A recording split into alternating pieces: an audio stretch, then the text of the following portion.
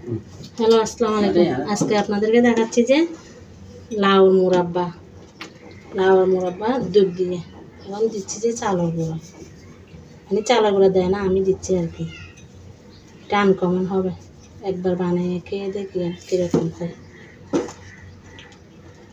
সেই স্বাদ হবে। একটু ঘন হয় আর কি, চালের গুঁড়ো দিলে ঘন হয়, মানে খেতে স্বাদ।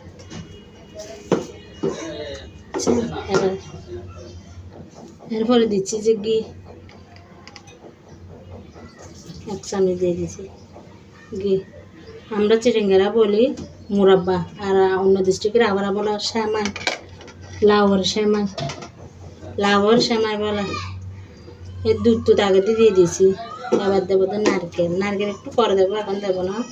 আবার কিশমিশ দেবো, এগুলো এখন দিলে মানে ইয়ে হয়ে যায়, ভালো লাগে না। খাওয়ার একটু আগে দেবো, দিয়ে তারপর আবার লাড়াচাড়া করে ইয়ে করবো আর কি। এমনি সব দিয়ে দিছি, চিনি ডালচিনি, তেজপাতা সব দিয়েছি। ওগুলো দেখাতে ভুলে গেছি, দেখাতে পারিনি, খেয়াল ছিল না। কীরকম হয় কমেন্টটা জানাবেন, কমেন্ট করে একটু লাইক কমেন্ট শেয়ার করে দিয়ে পাশে থাকবেন। জানি না, নতুন করতেছি, দেখবেন আর কি, আপনারা পাশে থাকবেন। আসসালামু আলাইকুম।